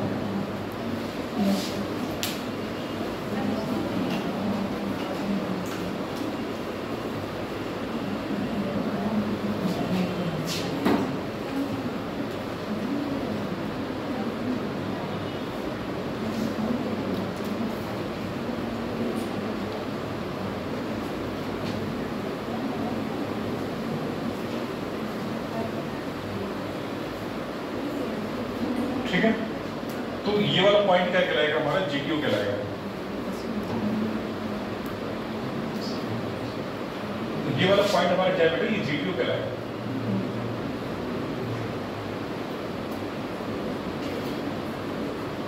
जियोसिंक्रोनस ट्रांसफर ऑर्बिट कहलाएगा ये वाला, ठीक है। और यहां कहीं पे क्या होगा, यहां कहीं पे होगा हमारा, ये जो दूसरी ऑर्बिट बना है ना, ये डॉटेड वाला जो दूसरी ऑर्बिट है, ये क्या होगा, इसको GEO मान लो या HEO मान लो। ये कौन सी ऑर्बिट कहलाएगी, ये GEO होगा या HEO होगा, ठीक है। बात समझ, ये जो हमने ब्लू लाइन से दिखा दी कौन सी ऑर्बिट हो जाएगी, जियो इक्वेटोरियल ऑर्बिट या जियो स्टेशनरी ऑर्बिट, या दूसरी ऑर्बिट क्या हो जाएगी, हाई अर्थ ऑर्बिट। दोनों में से कोई भी एक हो सकती है, ठीक है। और ये क्या है हमारा GTO, जियोसिंक्रोनस ट्रांसफर ऑर्बिट। देखो इसमें होता क्या है, बेसिकली हम क्या करते हैं, जियो ट्रांसफर ऑर्बिट का हम इस्तेमाल तब करते हैं जब हमें कोई इंटरप्लेनेटरी मिशन भेजना होता है, ठीक है। इंटरप्लेनेटरी मिशन भेजना होता है और साथ ही साथ हमें ईंधन की खपत को कम करना होता है, मिनिमाइज करना होता है। क्या करना होता है, कोई इंटरप्लेनेटरी मिशन भेजना होता है और साथ ही साथ ईंधन की खपत को कम करना होता है। तो हम किसका इस्तेमाल करते हैं, जियोसिंक्रोनस ट्रांसफर ऑर्बिट का इस्तेमाल करते हैं। अगर कोई सैटेलाइट GTO पॉइंट पे है, ठीक है, देखो बेटा पृथ्वी से यहाँ अगर मानो जरा ये वाली पॉइंट हमने अगर यहाँ पे कर दिया इस तरीके से, ठीक है, तो ये इधर जाओगे तो दूरी कम होगी, ये वाले पॉइंट की पृथ्वी के सरफेस से दूरी क्या होगी, कम होगी, और इसी पॉइंट से यानी पृथ्वी की सरफेस से अगर GEO या डायरेक्ट HEO में जाएंगे तो दूरी ज़्यादा होगी, ठीक है। तो हम इसको क्या करेंगे, अगर कोई सेटेलाइट है तो पहले हम इसको GTO में डालेंगे, GTO में डालेंगे, और जाहिर सी बात है जब GTO में मूव करेगा तो ऑटोमेटिकली ये अपने आप यहाँ पर आ जाएगा घूमता हुआ, और जैसे ही ये यहाँ पे आएगा इसको हम थ्रस्ट प्रोवाइड करेंगे। थ्रस्ट मतलब थ्रस्ट हम बोलते हैं झटका देना जोड़ना, ताकि ये वो ऑर्बिट छोड़कर दूसरी ऑर्बिट में निकल जाए। थ्रस्ट का मतलब होता है एक तरीके से एनर्जी बूस्टर करना, एनर्जी बूस्ट करना, ताकि वो अपने GTO ऑर्बिट को छोड़कर GEO या HEO में चले जाए। जैसे ही ये सैटेलाइट यहाँ कहीं पे होगा, फॉर एग्जांपल हमने इसको यहाँ पे, ये सैटेलाइट माना कि शुरुआत में कहाँ पे, यहाँ पे, ये कोई सैटेलाइट है, ठीक है, ये कोई सैटेलाइट GTO पॉइंट पे है, इसने हमने इसको क्या किया, कम फ्यूल दिया, और कम फ्यूल में ही ये यहाँ तक आ गया। अभी अपनी मतलब क्या है बेटा, कक्षा में ये घूमता घूमता घूमता घूमता यहाँ पे आ गया, ये यहाँ पे आ गया, ठीक। अब हम क्या करेंगे, इसको थ्रस्ट प्रोवाइड कराएंगे, मतलब एनर्जी बूस्टर देंगे इसको, और ये GTO को छोड़ के डायरेक्ट किस में आ जाएगा, ये बेटा जंप करके कहाँ पे आ जाएगा आपके, इस तरह से जंप करेगा, तो ये इसको जंप करेगा और ये कहाँ आ जाएगा, इसमें आ जाएगा, ठीक है। जैसे ही इसमें आएगा फिर ये इस तरीके से इसमें क्या करेगा, रिवॉल्व करने लगेगा। ये जो भी ऑर्बिट होगी हमारी बेटा, जो भी जितनी भी दूर जाएगी, ठीक है, तो ये रिवॉल्व करेगा GEO या HEO में। बात समझ आ गई? तो ऐसे क्या होगा, सबसे बड़ा पॉइंट है कि इंटरप्लेनेटरी मिशन भेजने में और साथ ही साथ एनर्जी की खपत कम करने के लिए GTO का इस्तेमाल करते हैं। वहाँ पे ये डायग्राम बना लो और दो बातें लिख कर, ठीक है। तो यहाँ पे बेटा हम ट्रस्ट दे रहे हैं इसको, ये क्या, ये पॉइंट क्या कहलाता है, ट्रस्ट।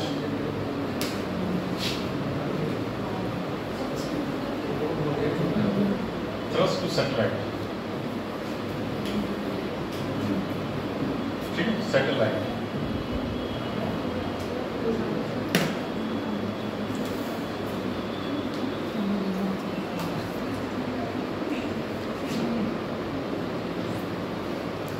इतनी बात समझे GTO का इस्तेमाल क्यों कर रहे हैं, ठीक है, इंटरप्लेनेटरी मिशन भेजने और साथ ही साथ एनर्जी की जो कंजप्शन है उसको बचाने, यानी एनर्जी का या फ्यूल की जो खपत है उसको कम करने के लिए, ठीक है। ये बनाओ और इसको फिर लिख लो इस तरह, ये GTO पॉइंट है, यहाँ पे सैटेलाइट दिखा देना, घूमता घूमता ये यहाँ पे आ जाएगा। इसके बाद यहाँ पे इसको एनर्जी थ्रस्ट देंगे, थ्रस्ट जैसे ही देंगे ये GEO या HEO में चला जाएगा, ठीक है। और यहीं से इसको मैं जहाँ भेजना होगा, चाहे मिशन मंगल पे भेजना हो या चाहे किसी दूसरे प्लैनेट पे भेजना हो, फिर इसको यहीं से लॉन्च करो। तो इससे क्या होता है, एनर्जी की खपत कम होती है, फ्यूल की खपत कम होती है। आपने मूवी देखी होगी Mars Orbit Mission, MOM movie आई थी ना, Mars Orbit Mission, Akshay Kumar की दिखाई गई थी।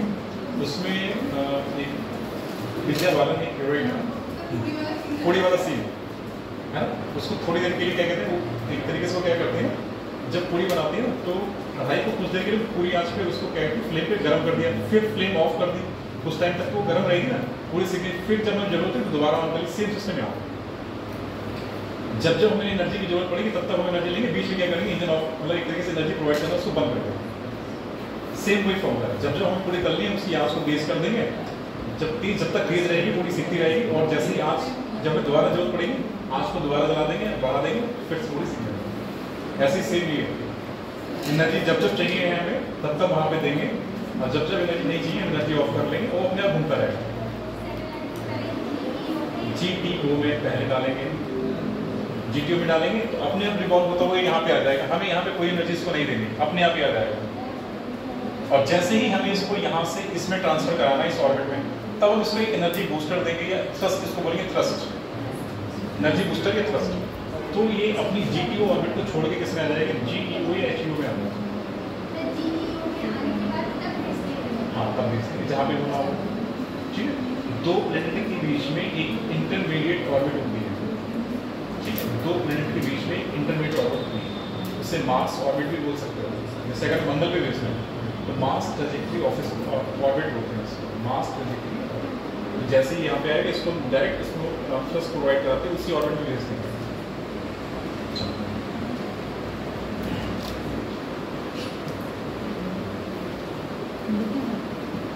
हाँ, इसमें कितना कुछ लिखा कि नहीं लिखा? इतना डायग्राम बनाने के बाद इसमें नोट करके लिखना GTO का इस्तेमाल, GTO का इस्तेमाल, GTO का इस्तेमाल इंटरप्लेनेटरी मिशन को भेजने के लिए किया जाता है। GTO का इस्तेमाल, GTO का इस्तेमाल इंटरप्लेनेटरी मिशन को भेजने के लिए किया जाता है। और साथ ही साथ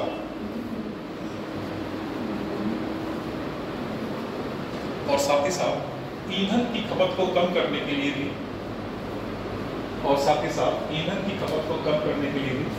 GTO का इस्तेमाल किया जाता है। और साथ ही साथ ईंधन की खपत को कम करने के लिए GTO का इस्तेमाल किया जाता है।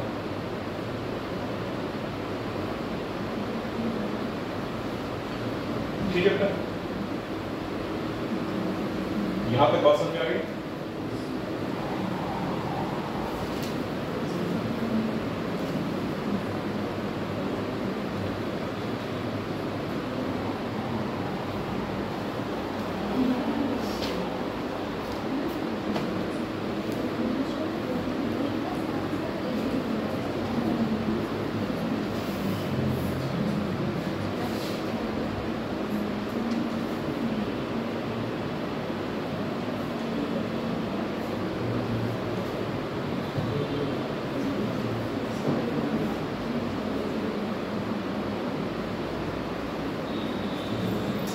अगला एंड करो।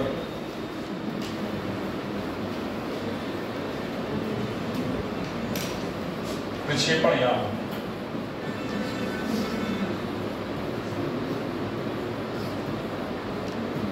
और उसको इंग्लिश में लिखते हैं लॉन्च व्हीकल्स, लॉन्च व्हीकल्स।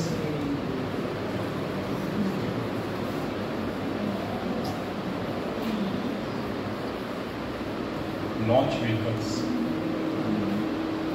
प्रक्षेपण यान या लॉन्च व्हीकल्स।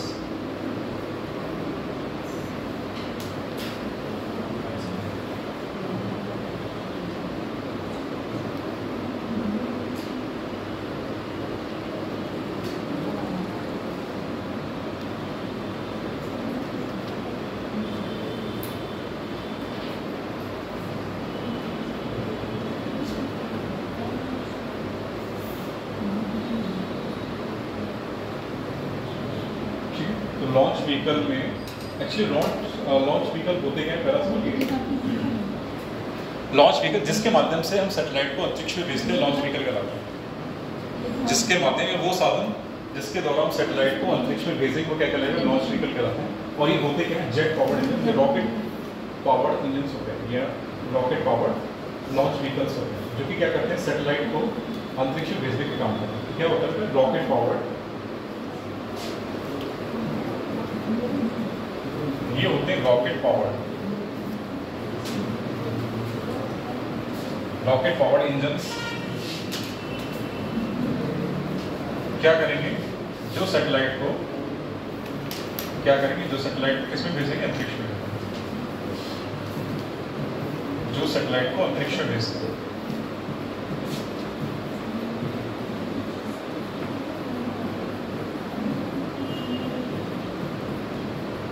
ठीक है बेटा, तो रॉकेट पावर्ड इंजन्स होते हैं जो क्या करते हैं? सैटेलाइट को अंतरिक्ष में भेजते हैं। छोटा सा पॉइंट बना के लिखो।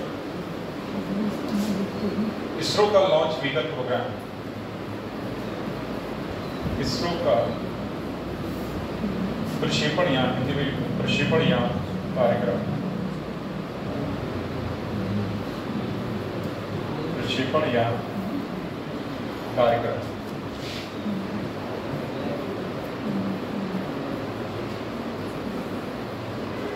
इसरो का प्रक्षेपण यान कार्यक्रम।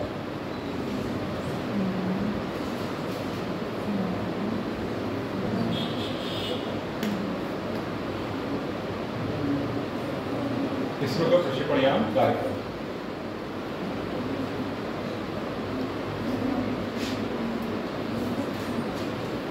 कितना हो गया एंगल की? मैं इसको दोबारा निकालूंगा। देखो यहाँ ध्यान,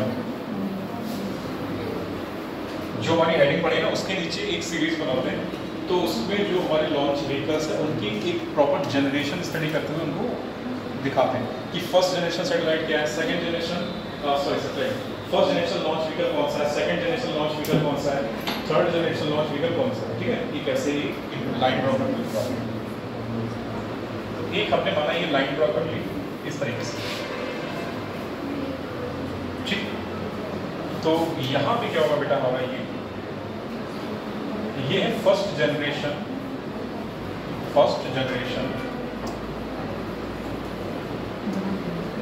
लॉन्च व्हीकल, और जिसका हमने क्या नाम दे दिया SLV,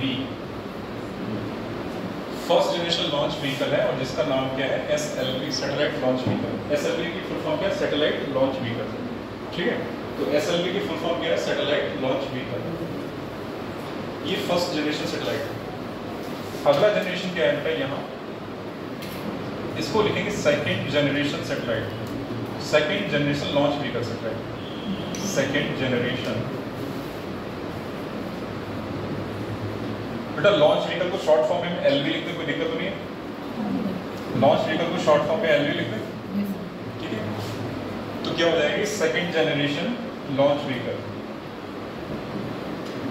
ठीक है, सेकेंड जनरेशन लॉन्च व्हीकल, और इसका नाम क्या हो जाएगा ASLV, इसका नाम हो जाएगा ASLV। इसका पूरा नाम लिख बेटा ऑगमेंटेड सैटेलाइट लॉन्च व्हीकल। तो यहाँ पे लिख रहा हूँ ASLV का पूरा नाम यहाँ लिख रहा हूँ, आप लोग उसके सामने लिखें ऑगमेंटेड सैटेलाइट लॉन्च व्हीकल।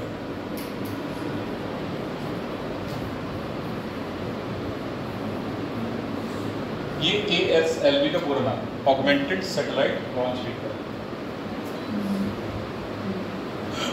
ठीक है बेटा, अब हम चलते हैं थर्ड जनरेशन लॉन्च व्हीकल की तरफ। तो यहाँ पे कहीं बनाते हैं थर्ड जनरेशन, यहाँ पे बनाते हैं हमने third generation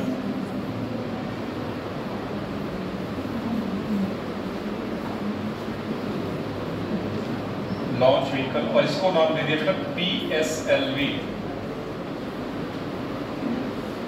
third generation launch vehicle, और इसका नाम क्या दे दिया PSLV। PSLV की फुल फॉर्म क्या हो जाएगी, polar satellite launch vehicle. PSLV की फुल फॉर्म क्या बेटा, polar satellite launch vehicle, PSLV। इसका नाम ये है पोलर सैटेलाइट लॉन्च व्हीकल। ये PSLV की फुल फॉर्म होगी, पोलर सैटेलाइट लॉन्च व्हीकल। ठीक है, अगला देखो fourth generation satellite, fourth generation launch vehicle. यहां पे आएगा बेटा फोर्थ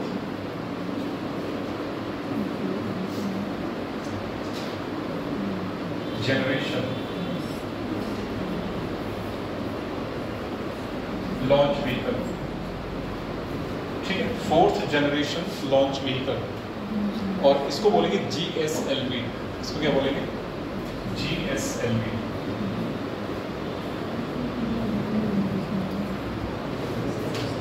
इस वाले का पूरा नाम लिख लिया, पोलर सैटेलाइट लॉन्च व्हीकल पूरा नाम हो गया, इसको बिठा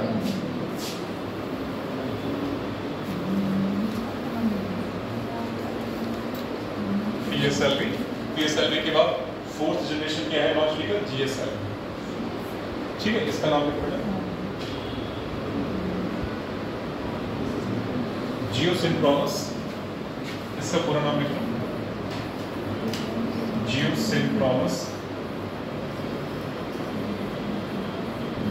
बेटा एक चीज याद रखना, अगर हमने जियोसिंक्रोनस लिखा है तो हम इसको जगह जियो स्टेशनरी भी लिख सकते हैं, क्योंकि दोनों है ना वहाँ पे, जियो स्टेशनरी भी है, जियो सिंक्रोनस भी है।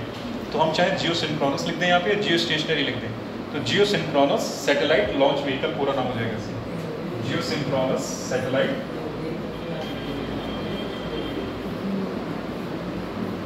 Launch vehicle.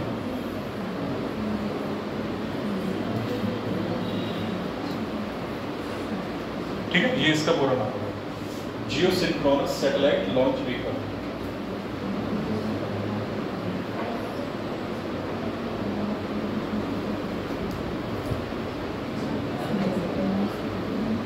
अगला है 5th जनरेशन लॉन्च व्हीकल। ये बेटा हमारा 5th जनरेशन। अरे बनाओ भाई। नहीं और होगा तो सर नीचे बनाना होगा। हाँ तो कोई बात नहीं, लाइन को नीचे ले जाना, लेकिन बनाना तो भाई जितने हैं। 5th जनरेशन मुझे बनाने में दिक्कत है तो आप लोग क्या हो गए? 5th जनरेशन लॉन्च दिक्कत नहीं होगी, हम लोग बीच देखो। बीच मत देखो, बीच समुद्र के किनारे जाके देखो, फिलहाल अभी खाली बीच देखो तो जगह मिल जाएगी।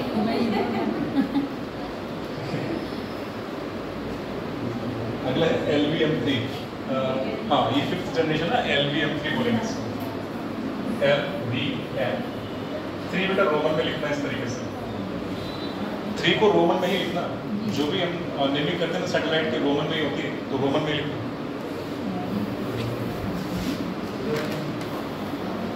इसका पूरा नाम क्या हो जाएगा? Launch vehicle. इसका पूरा नाम लिखो, launch vehicle.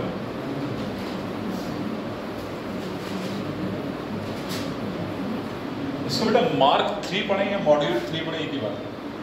Launch vehicle mark 3 या मॉड्यूल 3, ठीक है, एक ही बात है। तो फिलहाल हम लोग मार्क 3 लॉन्च व्हीकल मार्क 3 या 3rd, इस तरीके से लिखेंगे लॉन्च व्हीकल मार्क 3rd। और ये इसका उन्नत रूप है, GSLV का ही टाइप है। LVM किसका टाइप है? LVM 3rd, ये GSLV ही है एक प्रकार का, ठीक है। आगे देखेंगे, 2 और बचे, 2 और बचे और मेरी भी लाइन छोटी पड़ गई है। सर आप इधर घुमा दीजिए बड़ा। इधर को आ जाएगी। दोनों हाथ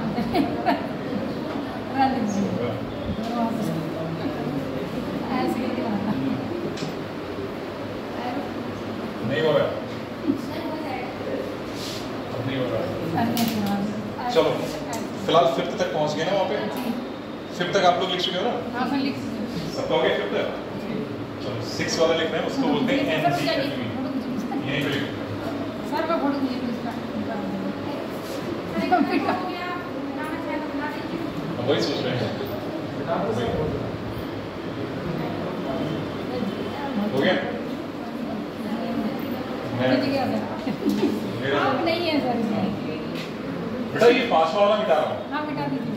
इतना हो गया ना, सबका हो गया?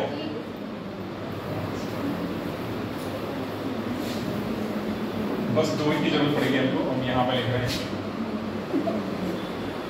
देखो इसके बाद 4th और 5th हम लोग कर चुके हैं यहाँ पे, ठीक है, ये वाली हम लोग कर चुके हैं, ठीक। जो हम अब लिखेंगे उसका नाम है NGLV।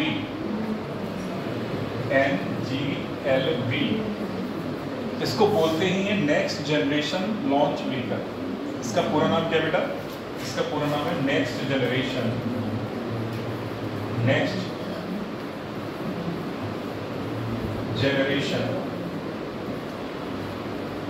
Launch vehicle. इसका पूरा नाम ही है NGLV। चाहे इसको छठी स्टेज नाम दो, जस्ट डायरेक्ट लिखो NGLV, ठीक है। चाहे तो आप इसको 6th जनरेशन नाम देके लिखो या डायरेक्ट NGLV करके लिखो, एक ही बात है, next generation launch vehicle.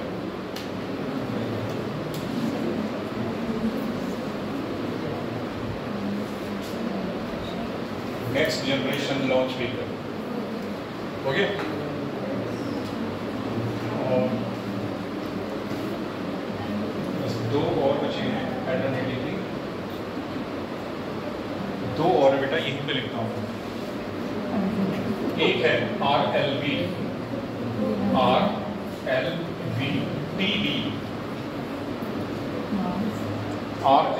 TD। इसका नाम होगा reusable launch vehicle technology demonstration. मतलब ये अभी एक तरीके से टेक्नोलॉजी डिमॉन्स्ट्रेशन का मतलब है कि इस पे भी काम चल रहा है। TT का मतलब है कि इस पे काम चल रहा है, टेक्नोलॉजी डिमॉन्स्ट्रेशन मतलब इसके बारे में काम चल रहा है अभी, तो इसीलिए इसके लिए टेक्नोलॉजी डिमॉन्स्ट्रेशन आ गया। तो RLV फिलहाल हमारा जो मेन नाम है वो क्या है? RLV। क्या तो मेन नाम क्या है? RLV। तो इसका नाम हो गया reusable launch vehicle. Reusable launch vehicle, launch vehicle, इसका पूरा नाम ये होता है, यानी कि दोबारा उपयोग में लाया जाने वाला या लाया जा सकने वाला प्रक्षेपण यान। ठीक है, तो reusable launch vehicle, demonstration, technology demonstration. क्योंकि अभी इस पे काम चल रहा है इसीलिए इसका नाम देंगे टीडी है, टेक्नोलॉजी डेमोन्स्ट्रेशन।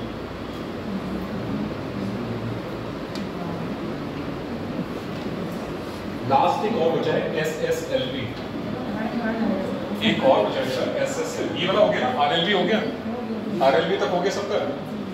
RLV बता रहा हूँ बेटा यहाँ से, और इसको हम लोग दे रहे हैं नाम SSLV।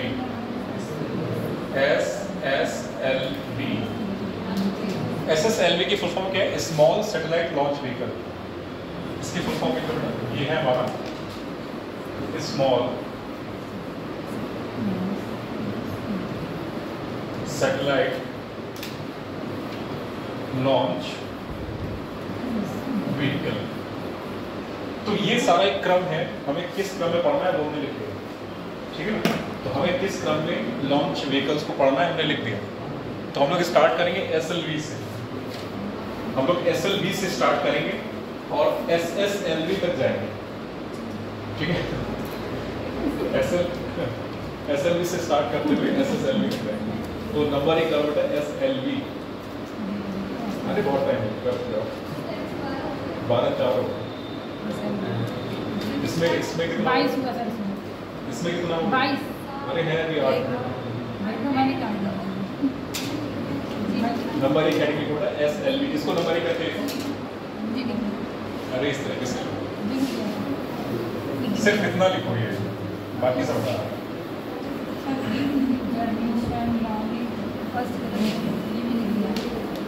सिर्फ इतना लिखो SLV और ब्रैकेट लिखना उसके first generation launch vehicle. SLV number एक करेंगे बेटा, और ब्रैकेट में लिख दो first generation launch vehicle. SLV और ब्रैकेट में लिखोगे first generation launch vehicle.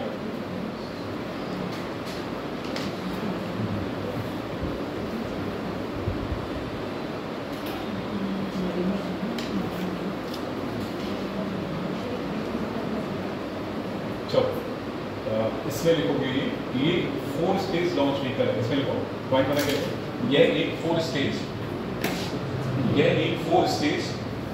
Launch vehicle है। यह एक 4 स्टेज लॉन्च व्हीकल है। 4 स्टेज तरीके से लिखा है, 4 स्टेज लॉन्च व्हीकल। हम तो शॉर्ट फॉर्म में LV कर देते हैं। 4 स्टेज लॉन्च व्हीकल, यह एक 4 स्टेज लॉन्च व्हीकल। अब जरा 4 स्टेज का मतलब क्या है इसका सुनो। 4 स्टेज का मतलब क्या है कि इसमें जो प्रोपेलेंट की एक तरीके से जो फ्यूल इस्तेमाल हो रहा है वो 4 चरण में इस्तेमाल हो रहा है। जो फ्यूल यानी ईंधन का जो इस्तेमाल हो रहा है वो 4 चरणों में हो रहा है। Stage 1, stage 2, stage 3, stage 4। तो 4 स्टेज का मतलब क्या है? यहाँ पे जो फ्यूल है बेटा, जो फ्यूल यानी ईंधन है वो कितनी स्टेज में हो रहा है? 4 स्टेजेस में, जिसको स्टेज 1 नाम देंगे पहले, स्टेज 1, स्टेज 2, स्टेज 3 और ये स्टेज 4। और सभी में सॉलिड फ्यूल का इस्तेमाल होगा। सभी में क्या इस्तेमाल होगा बेटा? सॉलिड फ्यूल का। सभी में सॉलिड फ्यूल का इस्तेमाल होगा। तो यही कहलाती है हमारी स्टेज 4। ठीक है, इसको बना दो।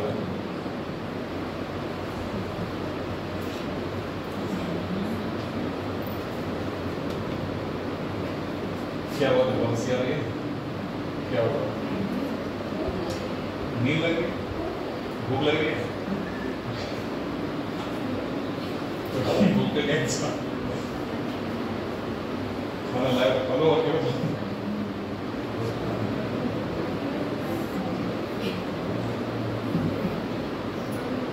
ठीक है बेटा, तो 4 स्टेज का मतलब क्या है कि यहाँ पे जो फ्यूल है ना वो 4 चरण में इस्तेमाल होगा। स्टेज 1 उसमें सॉलिड फ्यूल, स्टेज 2 में भी सॉलिड फ्यूल, स्टेज 3 में सॉलिड फ्यूल, स्टेज 4 में भी सॉलिड फ्यूल। ठीक है, तो स्टेज 4 स्टेज का मतलब समझ आ गया। अगला पॉइंट लिखो, इसका वजन, अगला पॉइंट हाँ, इसका वजन 17 टन होता है। इसका वजन 17 टन, और 1 टन में कितना होता है? 100 kg। नहीं, 1 टन में क्या होता है? 1 कुंटल में 100 kg होता है। 1 टन में 10 कुंटल होता है। हम चलो, हाँ बेटा, 1700 kg हो गया। देखो, 1 कुंटल में 100 kg होता है। 1 कुंटल कितना होता है? 100 kg, और 1 टन कितना होता है? 10 कुंटल के बराबर। यानी कि अगर इसको 17 टन को केजी में कन्वर्ट करें तो 1700 किलोग्राम हो गया। फिलहाल हम जो लिख रहे थे, इसका वजन 17 टन है। नंबर 2,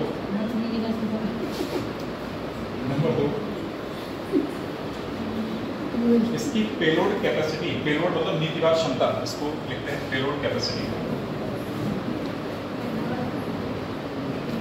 पेलोड कैपेसिटी किस तरीके से लिखना है? पेलोड कैपेसिटी मतलब एक तरीके से कितना भारी ये सैटेलाइट ले जा सकेगा। पेलोड का मतलब क्या है? कितना भारी सैटेलाइट ले जा सकेगा। ठीक है, तो पेलोड कैपेसिटी इसकी कितनी होगी? 40 kg। तो पेलोड कैपेसिटी बेटा इसकी कितनी है? 40 kg तक, यानी कि 40 किलोग्राम भार के सैटेलाइट को ले जा सकता है। इसका मतलब क्या होगा कि ये 40 किलोग्राम भार के सैटेलाइट को ले जा सकता है। ठीक है, तो ये पेलोड कैपेसिटी कहलाती है। ठीक है, और ये जो सैटेलाइट ले जाएगा वो कौन सी ऑर्बिट में स्थापित करेगा? तो लियो में स्थापित करेगा। तो ये जो सैटेलाइट स्थापित करेगा बेटा, ये लियो में स्थापित करेगा। तो ये जो सैटेलाइट को स्थापित करेगा तो कहाँ करेगा? ये अगला पॉइंट लिखना बेटा। यह सैटेलाइट को लियो में स्थापित करता है। यह सैटेलाइट को लियो में स्थापित करता है। यह सैटेलाइट को लियो में स्थापित करता है।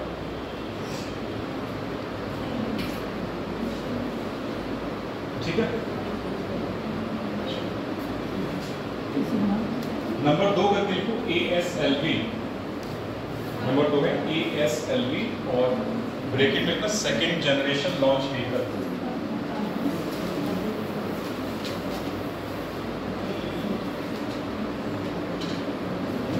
नंबर 2 है बेटा हमारा ASLV। ASLV की फुल फॉर्म होता है? ASLV की full form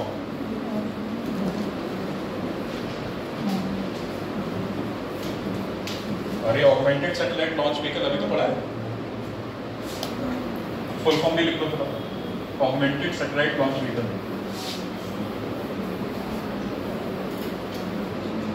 augmented satellite launch vehicle full form लिखो इसकी।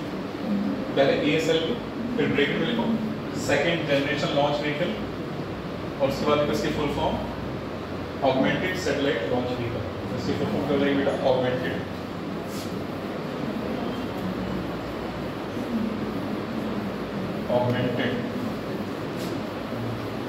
सैटेलाइट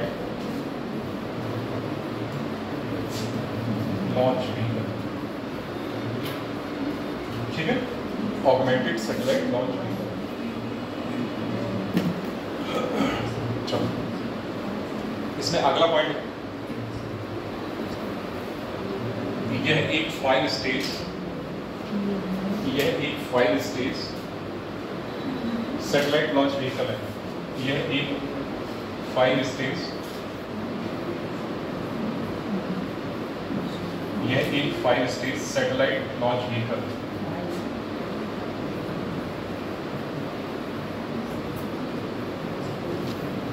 यह एक 5 स्टेज सैटेलाइट लॉन्च व्हीकल है, जिसकी पांचों अवस्थाएं, जिसकी पांचों अवस्थाओं में ऐसे होती है, जिसकी पांचों अवस्थाओं में, जिसकी पांचों अवस्थाओं में ठोस ईंधन का इस्तेमाल होता है। जिसकी पांचों अवस्थाओं में ठोस ईंधन का इस्तेमाल होता है। अगला पॉइंट को, इसका वजन 39 टन है। क्या लिखो? ठोस ईंधन इस्तेमाल होता है। इसकी पांचों अवस्थाओं में ठोस ईंधन इस्तेमाल होता है। अगला पॉइंट, इसका वजन 39 टन है। टन, वजन कितना है? 39 टन,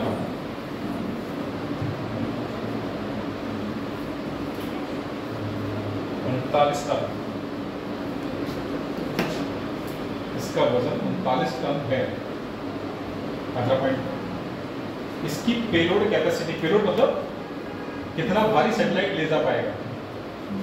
इसकी पेलोड कैपेसिटी, इसकी पेलोड कैपेसिटी 150 किलोग्राम है और यह सैटेलाइट को लियो में स्थापित करता है। इसकी पेलोड कैपेसिटी 150 किलोग्राम है और यह सैटेलाइट्स को लियो में स्थापित करता है और यह सैटेलाइट्स को लियो में स्थापित करता है। नोट करके लिखो, नोट करके लिखो बेटा। 1992 में स्रॉस सी सैटेलाइट, 1992 में स्रॉस, ये बेटा स्रॉस सी सैटेलाइट इसके माध्यम से प्रक्षेपित किया गया। 1992 में स्रॉस सी सैटेलाइट इसके माध्यम से प्रक्षेपित किया गया।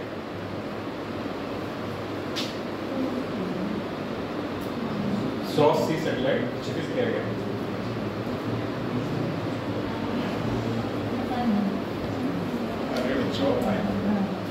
अगला लिखो PSLV। जब तक आपके सर नहीं आ जाएंगे तब तक लिखो। ठीक है, हमको खाना में रखा है। नंबर 3 लिखो बेटा PSLV।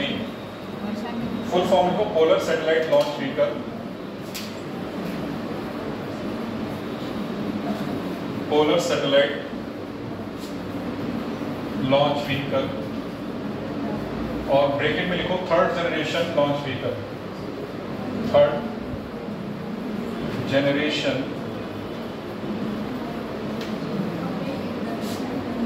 Launch vehicle. इसमें पॉइंट बना के नंबर 1 पॉइंट में लिखो।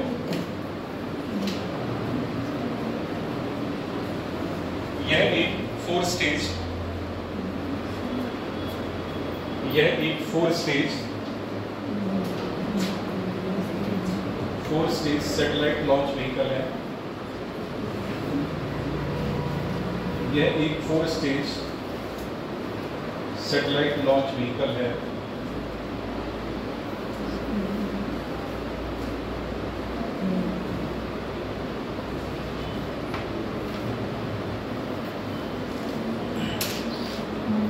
जिसका पहला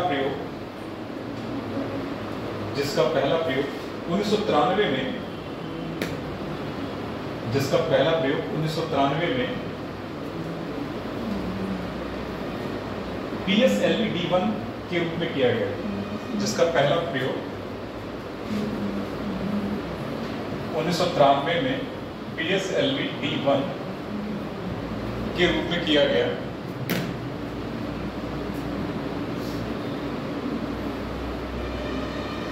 PSLV D1 के रूप में किया गया, किंतु इसके चौथे चरण में खराबी आने के कारण यह असफल हो गया। किंतु इसके चौथे चरण में खराबी आने के कारण यह असफल हो गया।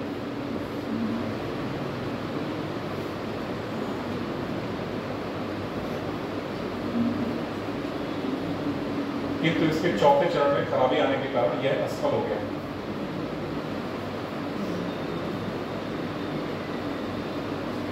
अगला पॉइंट देखो,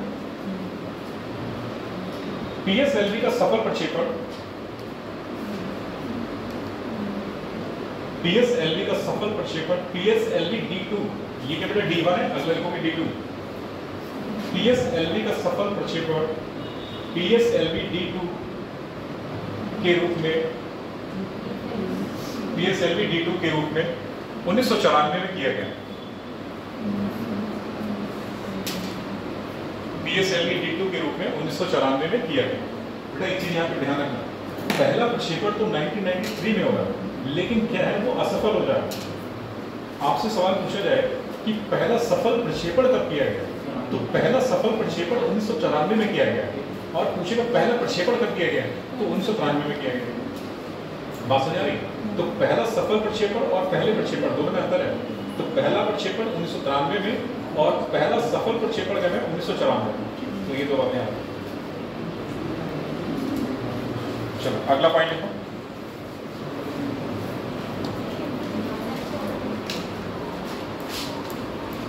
चूंकि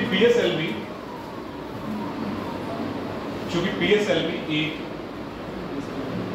4 स्टेज लॉन्च व्हीकल है, चूंकि PSLV एक 4 स्टेज लॉन्च व्हीकल है, इसलिए इसके पहले व तीसरे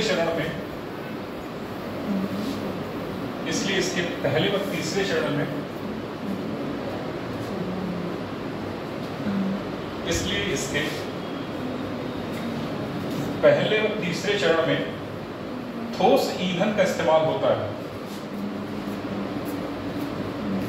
इसलिए इसके पहले व तीसरे चरण में ठोस ईंधन का इस्तेमाल होता है, जबकि